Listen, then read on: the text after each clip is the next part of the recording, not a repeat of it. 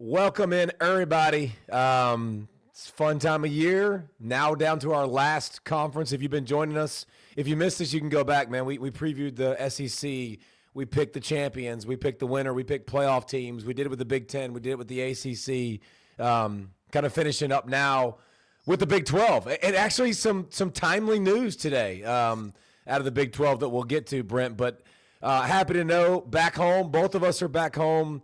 Girls basketball, thank the good Lord, for me is over for the month of July, and hopefully a long time moving forward. Like get a break from it. But you excited to be home, big fella? Oh my gosh! Which, I mean, unfortunately, I was in West Virginia, passing away of a family member. Rest in peace, Uncle Dave. But that was one where before that we were gone, and then gone again. We just got back today. This, I think, like third night in 12-day period that I get to sleep in my own bed, which is great. I know you talk about missing your food. I miss the bed as much, like your own bed. There's nothing like your own bed. But True. Speaking of today and coming back, so I was in Chicago, and Cameron and I get the Uber to come home, and he starts talking football. And I want to give a shout out to my man Britton, that was the Uber driver today, because he subbed right there. I don't know if Illinois is a hands-free state, but if it is, he broke the law to sub to the pod. So man, let's go. Hey, and believe it or not, like we look at some of our metrics. Chicago is like one of our biggest markets, and I don't know if that's because we've had the big fella Brett Bielema on. We had Marcus Freeman earlier too, so that was maybe one. So maybe those help. But Brent, I've been in my bed in the month of July. Speaking of in my bed, I've been in my bed for a week in the month of July. We'll get more to this on C-Ball, Get Ball, but filming a documentary that everybody's going to absolutely love and want to watch. I can promise you it's really, really cool. Not going to tell the specifics of it yet, but as we get closer, we'll definitely share them. But been doing that and meeting with a bunch of people all over the place. Went to the Capitol, met with some interesting people. There we go. But Big 12, jumping on in. Memphis, man. Memphis said, hey, I'll break you off. And listen, remember, SMU did this. SMU was forward thinking and was smart enough to realize, like, if I'm going to get big in college football, like, we need to join one of the big power conferences. And they ponied up the dough and did a good job of joining. So what'd you think about when you saw SMU and $200 million? That's a lot of cheddar. It's a lot of cheddar to say no to. Yeah.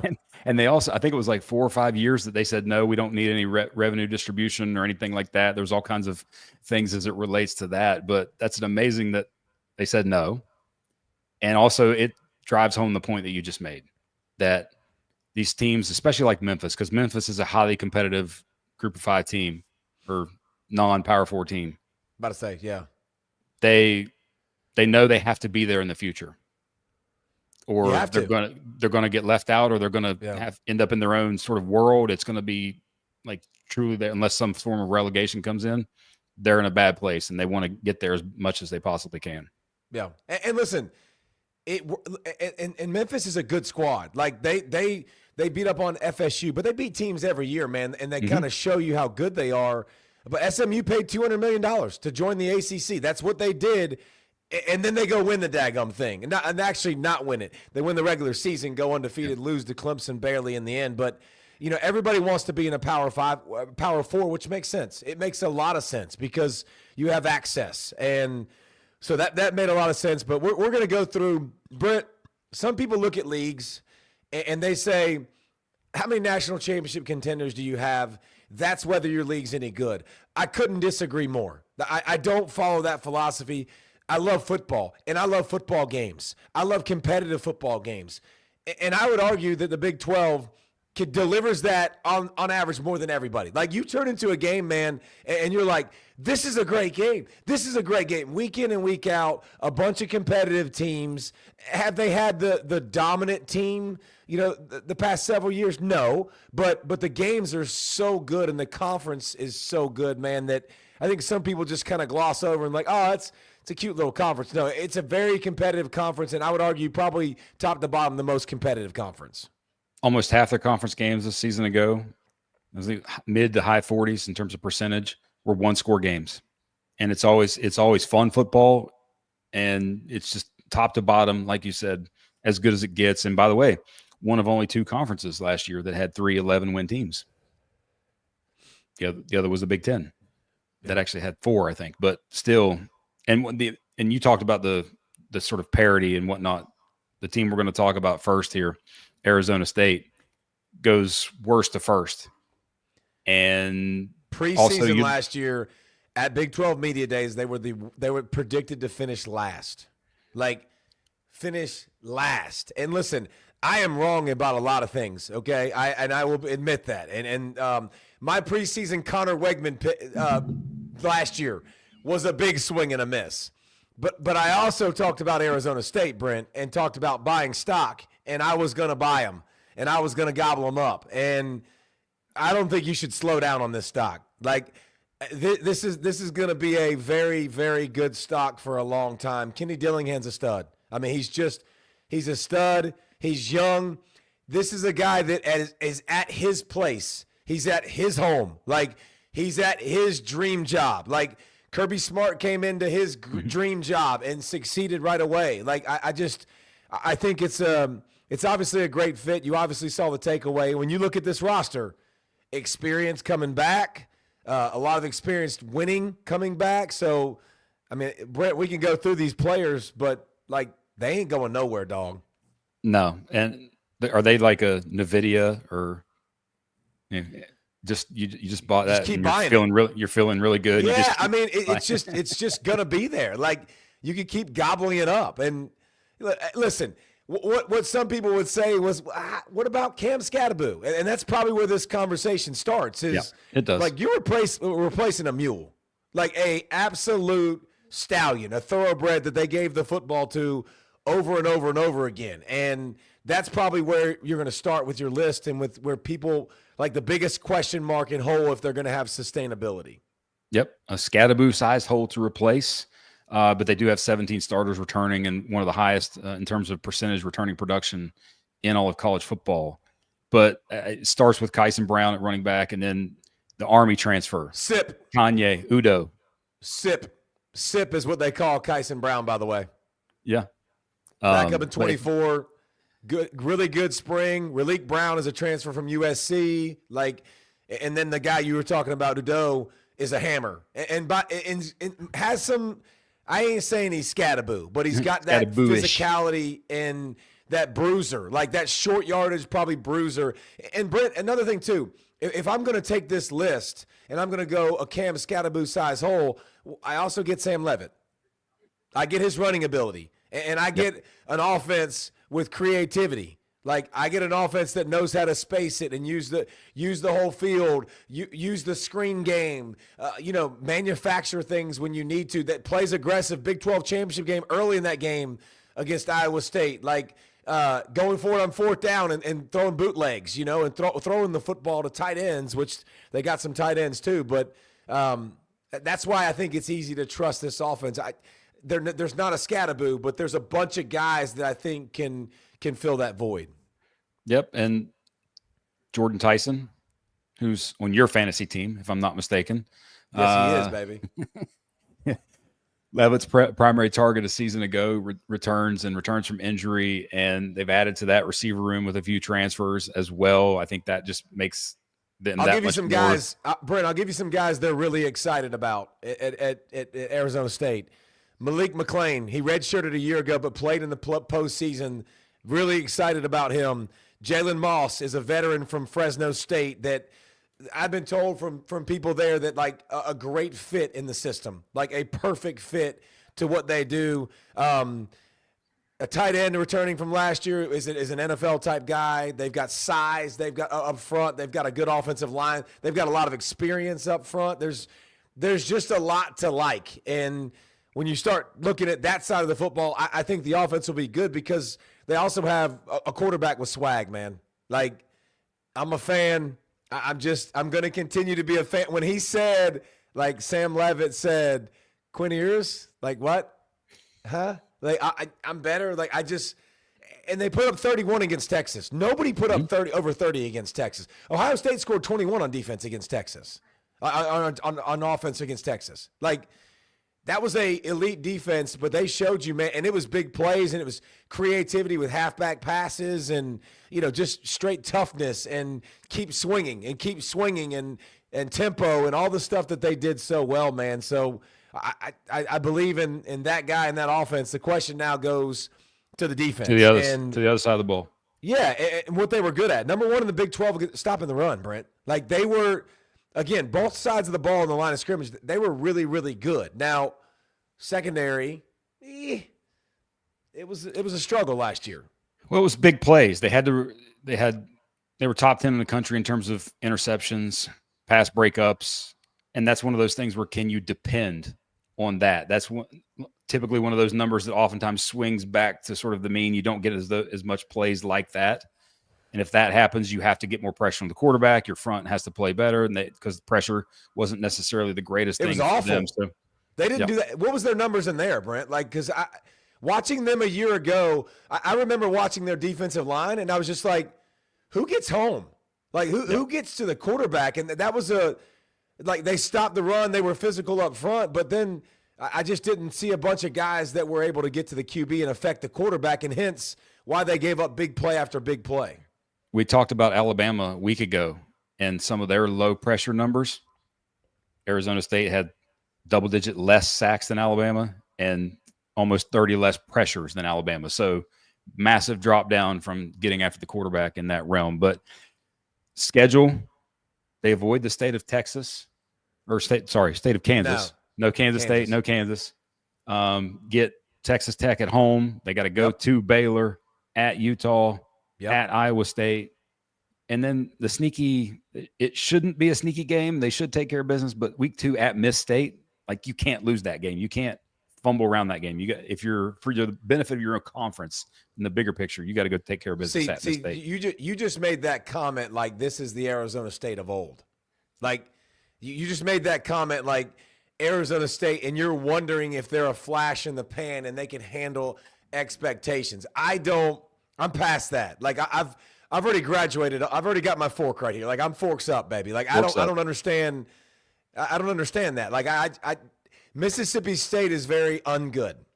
Yep. Mississippi State is going to struggle to win football games. It's Starkville and Stark Vegas, and it's cowbells and all that stuff. But again, we want to see improvement. I'm not worried about that. But I think hosting Texas Tech is big.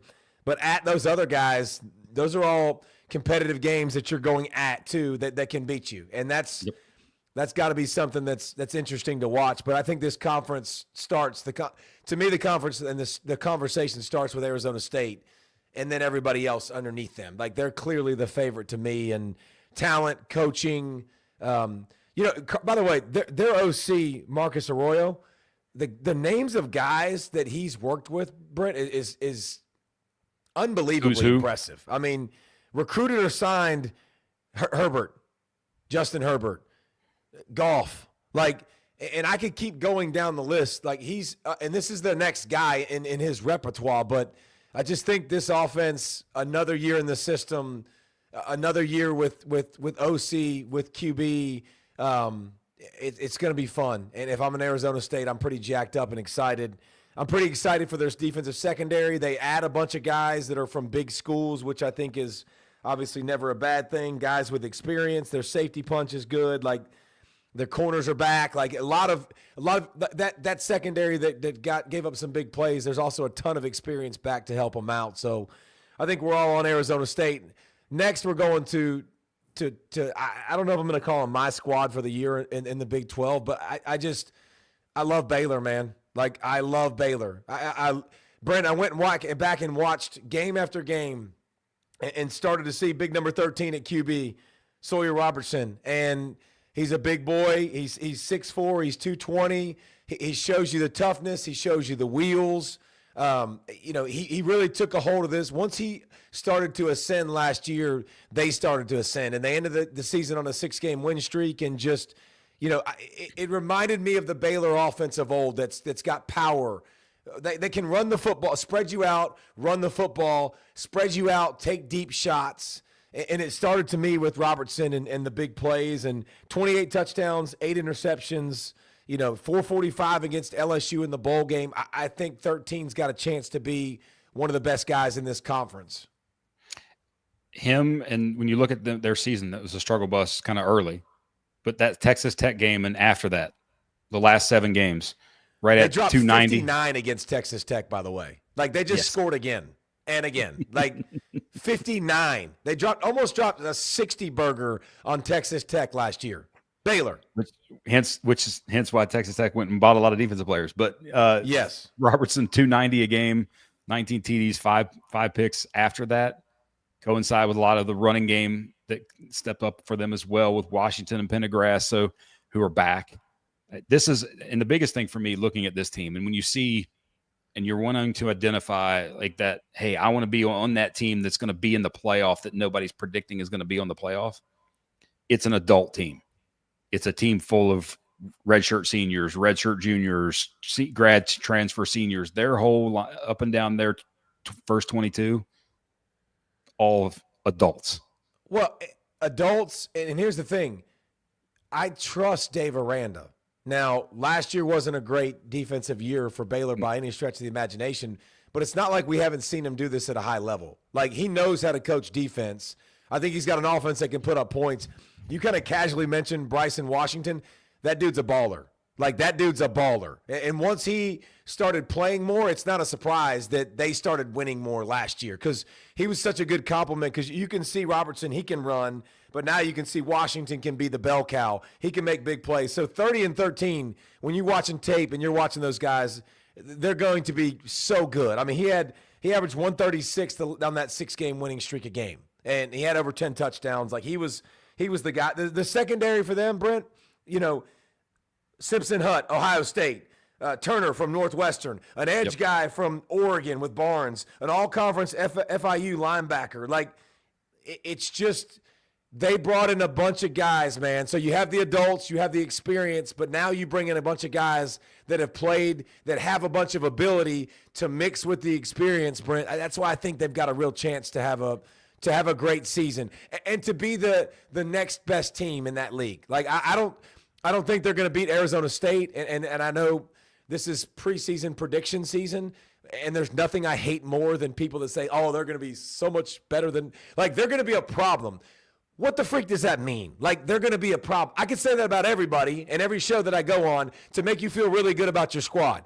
Like, I think Baylor's in the conversation for getting to the Big 12 championship game. Like, and I'm going to put them on a list of 3 or 4 teams tops, and – their odds to me are that high. They got a chance to win it with their combination of offense, defense. Schedule, though, Brent, early. That first game, we've already talked about it with another team. Yeah, and that's one sort of the question of this team is, given that they have Auburn at home to open with, and then they go to SMU. Jeez. And if you – really? Those are your out-of-conference games? Like, man, you're not doing yourself any favors. No. And by the way, and their first conference game after playing Samford, their first conference game is Arizona State.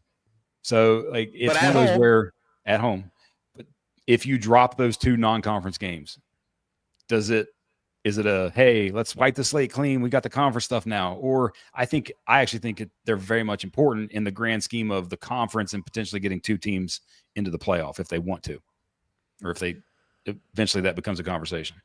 Yeah, and starting fast is an understatement for them this year. When you play Auburn at SMU and Arizona State in 3 of your first 4 games, yep. I mean, a lot of that's going to be early. But Baylor's got all the tools. That they've got all the ingredients to be a dominant team, and it starts with the 1-2 punch at running back and quarterback for me. I think they're going to be.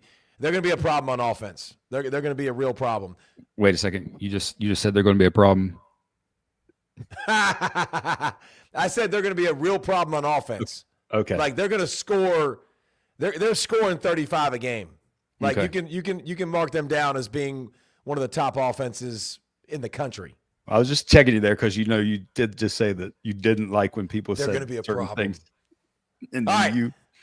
By the way, well, when you look at the teams that we're looking at tonight, we're splitting them in half. So we kind of went won every other. So tomorrow night we'll hit like Kansas State, Texas Tech, things like that. But next we go to the Cyclones, who are coming off, and Iowa State coming off their first double-digit winning season ever in the history of their program.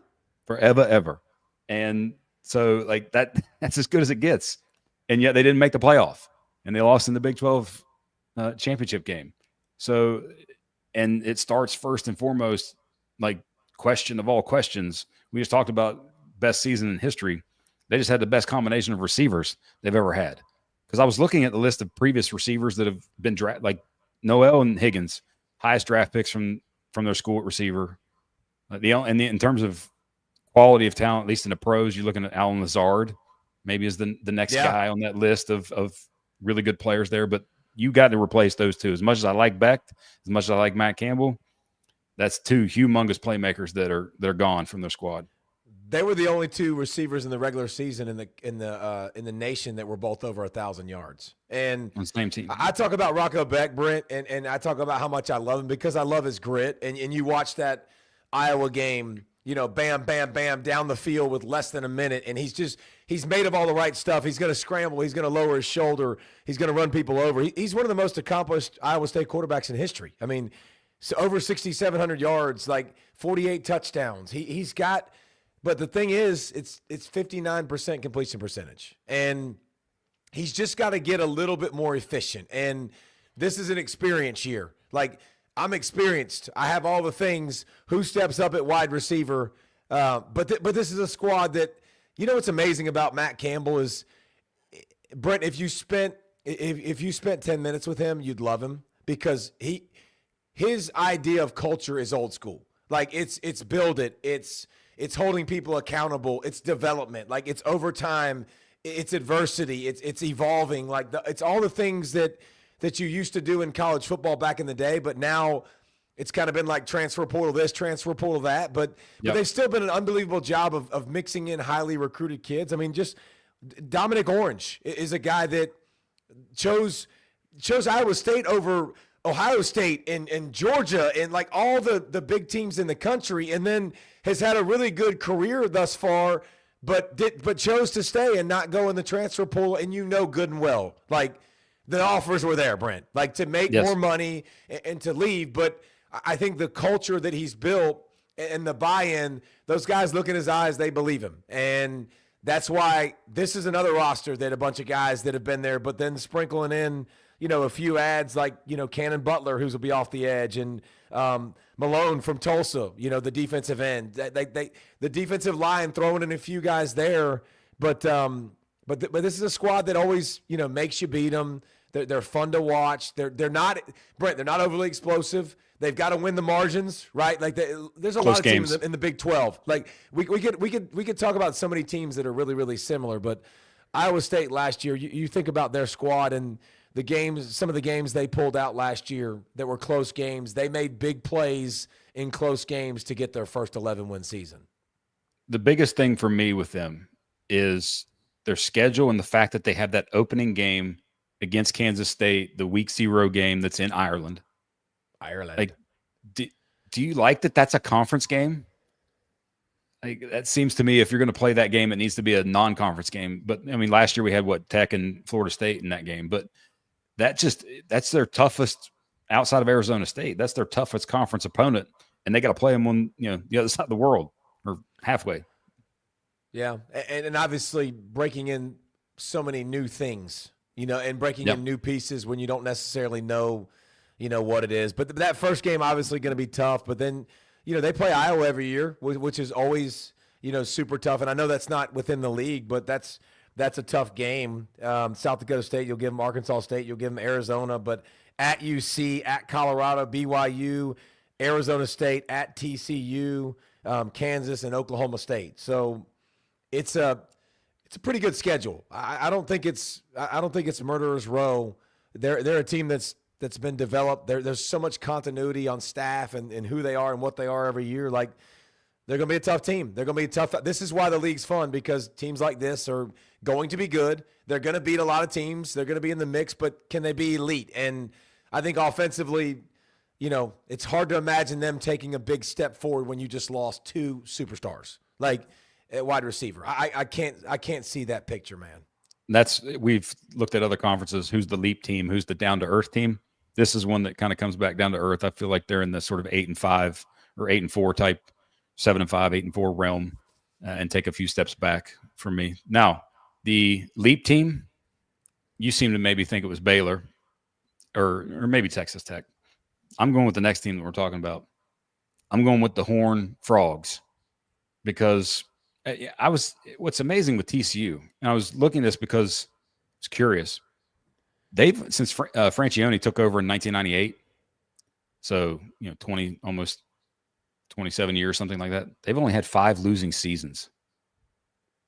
Like the consistency of the program, especially with Gary Patterson, it's just phenomenal. Now I will say 3 of the last 5 years are three of those 5 losing seasons. So it's kind of been in every other with that. But I think this team specifically, because I think their quarterback might be kind of the most underrated and not talked about big time quarterback returning in the country, because we've got so many QBs that are back and so many young QBs.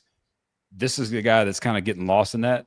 And with Josh Hoover, who had the highest passing grade in the Big 12 last year. Leavitt was the highest overall graded QB, but he had the highest passing grade.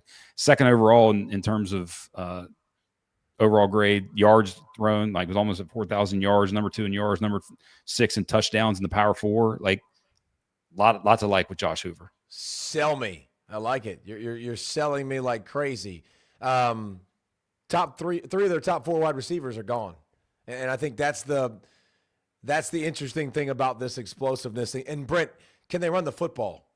Like, can they get more back? Yeah, I know they can throw it, but winning one-dimensionally just doesn't always sit well. Like, you better be that guy at the QB spot. But TCU's interesting. Defense, you do think Gary Patterson, you think defense. Like, you think, shutting people down and all the D they had for so many years. That wasn't the case. Now, Andy Avalos came over a year ago and they were improved. Like, they were better than they had been, but they weren't elite by any stretch. But I tell you what, I was looking at them a little bit, and I actually I went down a rabbit hole a little bit, and how far? A little bit.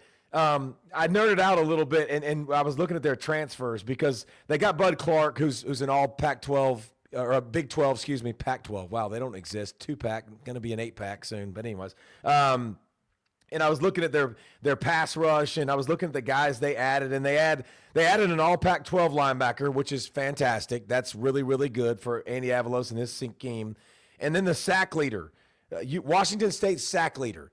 And Brent, I went and watched his tape, and I don't know why, but I went and just started watching his highlights, and he was number 32. Now, pronouncing his name is Ansul Dinbu is his name. And if I said that correctly, which I tried to, and I wrote it down phonetically to try to say it correctly. Hey, this dude's a good player, man. Like, he's really good.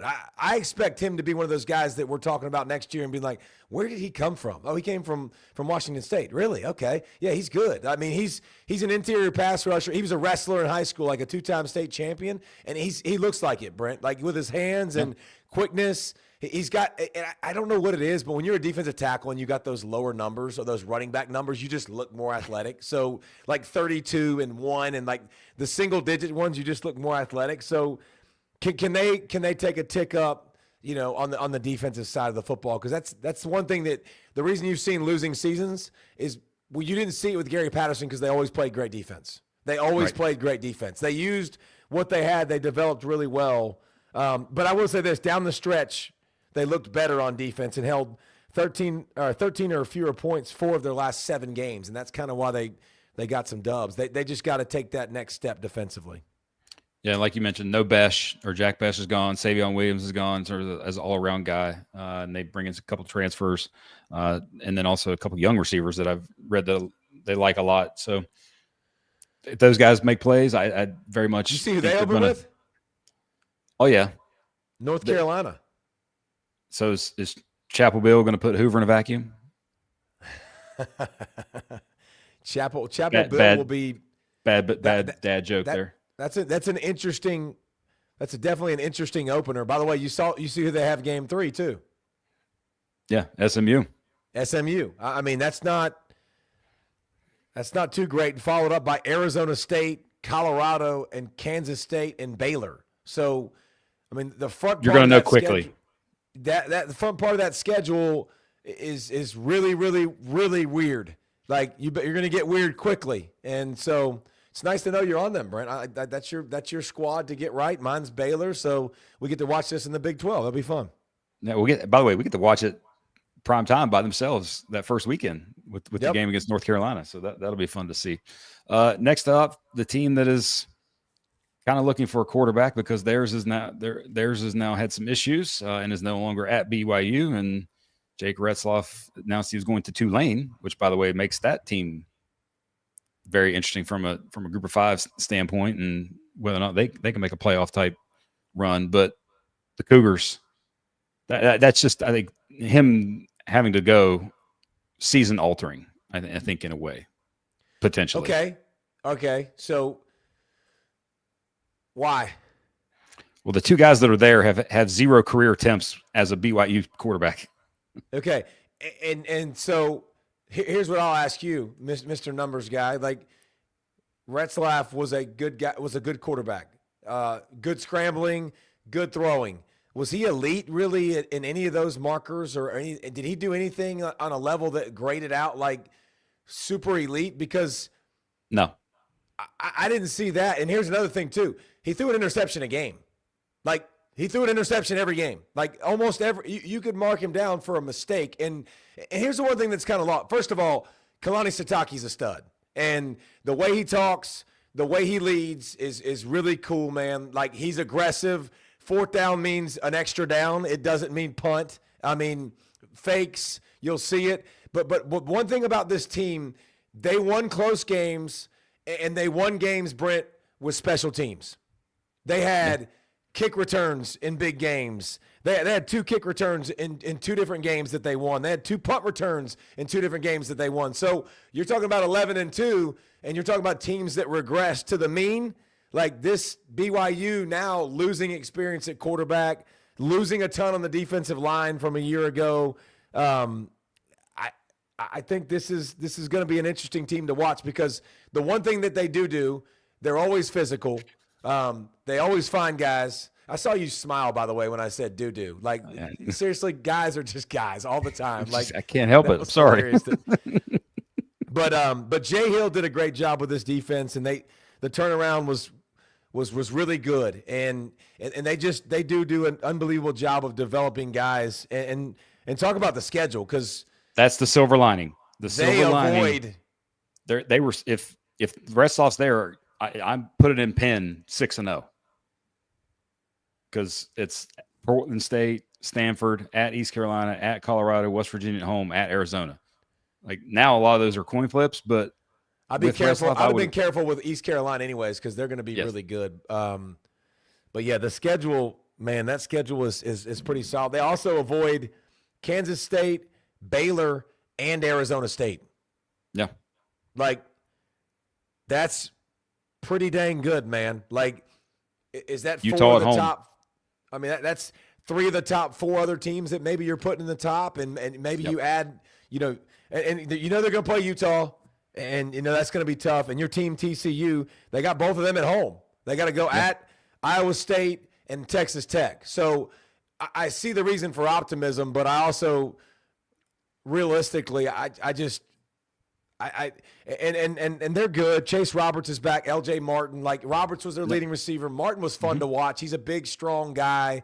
Like, he's got some speed to him as well. But they won 22-21 against Utah last year. They won 17-13 against or they lost to Kansas 17-13. But they won so many of those close games, 34-28. They barely beat Oklahoma State last year by 3. Like, I think we're going to see a little bit of a fallback with BYU. Yep, I agree. Next up, I guess it's Houston, another Cougar. But with Willie Fritz, year 1, not so great. But by the way, historically with him, He wins. There's a year 2 leap. There's usually a big leap in year 2, and you've got Pollack's passion of last offseason, Connor Wegman at quarterback. So, unfortunately, though, swing and a miss. Unfortunately, now though, their defensive coordinator, who is sort of a good name, was now at Texas Tech, and they're like, if you look at their roster, it's massively portal heavy, dude. So like beyond portal heavy. I mean, here's the thing. There's a couple of teams that are coming up that we're going to talk about that you're like, okay, they're turning over 60 guys. They're turning over their staffs. And so when we're doing a preseason and you're trying to predict what somebody's going to be, it's really, really hard. And I think it's harder than ever anywhere. But I do know Willie Fritz has coached at a bunch of different divisions and a bunch of different levels, and he's won at all of them. And he's been super successful. And Houston finds talent, dude. Like, historically, Houston finds speed. Texas football obviously is really, really good. Yep. Can he recruit in that area? They were one of the worst offenses in the country a year ago. They were, Brent, I don't like to talk down about people, but like, and rip people to shreds, but that offense deserves it. Like, they were awful. They were really, really bad. And they've got to go. They've got to get better. Their offensive line is going to be all transfers, all new guys, coming in with a new QB. How fast can they get on the same page? They lost their all Big 12 cornerback and safety, who are both gone. I think they both went in the portal, right? Like, both. Yep. One's at Florida State, one's at LSU. Yeah, I mean, that's not fun. So the good players that they did develop and have on their roster now, went somewhere else. So I don't have a lot to expect from them. They've got to get better offensively than 14 points per game from a year ago. Their defense actually wasn't that bad, but I don't have a lot of expectations for the Cougs. No, I don't either. But you mentioned the recruiting part. They do have the 5-star kid, the Henderson kid, the quarterback, that is committed to them. So which would maybe be the highest ranked recruit ever in their school. I don't know. I haven't looked. And isn't that beautiful, by the way, that you can do that now? Like, these schools that are Houston's, they can go put all of their eggs in a quarterback basket and go get a guy. And I think that's fun to watch, and we'll see what it turns into. But 14 points a game a year ago is not going to get it done. No.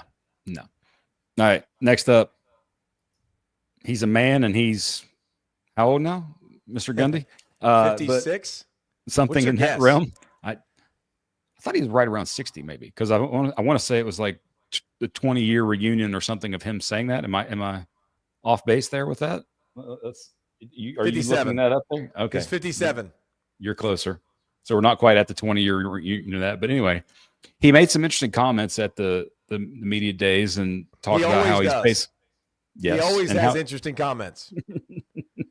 But basically, that they're kind of playing the game now and playing the portal game, and they've kind of learned from their mistakes and learned how to go about things. And he was very open about that. And you look at their roster, it's littered with transfer guys, and 13. If you look at their depth chart, any various depth charts you find, 13 of the 22 projected starters are from the portal. So he's got a completely new roster, and him, he's competitive, and he's not going to want to go away and not be good anymore. Well, and this is where he played, so he's got history here. He loves this school. An O-burger, the big fat O. He did not win a game in the Big 12 a year ago. That's never happened in his career. He's never had that kind of season. Like, that's just – this is a prideful dude. And if you go through the list, Brent, and you watch his hires over the years, they go on to be OCs everywhere. Like, all of his guys that he goes and finds at different levels are really fun to watch. And so he didn't just overhaul his players. He overhauled his staff too. Like, yep. I mean, so many new staff guys. Doug Meacham comes from TCU, who's been there for a while. And Todd Grantham comes as their DC. He comes from the New Orleans Saints. So, like, there's a lot of new. There's a lot of change. You talked about NIL. They're throwing concerts and trying to raise money, and like they're doing everything they can to get in the game. But the passing ability and the new offense, and neither one has a career attempt. But because Meacham came from TCU, he brings Zane Flores with him, who's a 4-star quarterback. And so does that become your guy? If he is, it's a passing type offense as opposed to Hinje, is what I'm going to go with, by the way. Hinjanai, I don't know how to say it. Hassan Janai. He's a dual threat guy, but it'll be interesting to see Oklahoma State. I love Gundy. I love his quotes, his sound bites. He's no nonsense. That was a bad taste in all the Sooners' mouth. This is a proud program, man. I don't think they're going to come back and get a shutout again. Like they're going to get some dubs in the Big 12, so they'll take a step forward than 3-9. And we talked in the beginning about Arizona State being the sort of team worst of first team. I don't foresee that in any way this year. The bottom of of the conference this year, I expect them to basically be the bottom of the conference this year, and it's just a matter of do they pick off one of the big dogs that you think are going to be the top 4 to 5 teams. Oklahoma State's going to be one of those teams because they get Baylor at home, they get Kansas State at home, they get Iowa State at home. Do they get one of those games and ruin somebody else's season? I'm not ready to look at their schedule and start predicting W's. We can predict a loss at Oregon. You think we're in week 2? It's tough, but this is a proud program. I think Bedlam's back though. Isn't it Bedlam returns this year? Or is that this year? That's coming up. It's coming up though, right? Year. We're gonna get OU back on the schedule. I think at some point in the near future. I don't know. I haven't looked that far ahead. Okay, I know. We're focused on the now here. I know. Get on the now. Let's get on the now of the next team. Are you putting this next team? This is our last team for the day, right? Yes, last one of the day. You putting this team in the conversation? Is this one of your teams in the top tier to win the conference? Negative. Okay. UCF, Why? the Knights. I mean, as much as I like Scott Frost going back there, and by the way, as much as I like them as a program, I long thought this was just a sleeping giant type potential program because of being in Florida and all the struggles that all the other Florida teams had. If you could kind of be on the come up and get in the Power 4 conference like they did, but no, Gus Bus is now in Tallahassee, different area maybe different area code, different zip code. I don't know. But yeah, Scott Frost is back. That's probably the most interesting thing I've got to say about them at this point. Yeah. Complete more passes and stop the run. I mean, from a year ago, they were a struggle bus to watch, passing game and just stopping the run. Like that, the games they were in that were competitive were shootouts, and they just gave up so many easy touchdowns. And this is how fun can this offense be? Scott Frost, he struggled his butt off at Nebraska and he wasn't ready for that, but he did a good job his first stint. And, he returns and, what does he do? Can he get some guys there? And it's a new era. It's a different day. And his return, it was so good when he left. And the thought of it returning to that, it's going to be difficult. It's going to be a different world. It's not the same. UCF isn't in the same spot. The schools in the state, like you talked about, they aren't in the same spot. UCF should always find speed, though. They should always find offense. They should always find playmakers because I can throw a rock in literally at any school in Florida and hit a kid that can run 4.4. Like you should find those guys, and so it's going to be interesting to watch. They surely they take a step up, but I'm surprised you don't have them in your top 4. That's disrespectful. Jeez. No, well, I mean, hey, they do have Taven Jackson at QB, who we do know of and we have seen a little bit of from his time in Indiana. By the way, the rest of if you look at their starting 22, you're talking almost 15 to 16 transfer portal guys. So it's much like these other teams. It's entirely new team, new coach, flip the roster. That's we're going to talk about that probably tomorrow night with some of the other teams in the Big 12. My team, West Virginia, flip the entire roster. So what do you get? You don't know. You just got to wait and see. This is our last team we're covering today, and then we'll give you more in the rest of the Big 12 preview. But of Houston, Oklahoma State, and UCF, who's going to win the most games?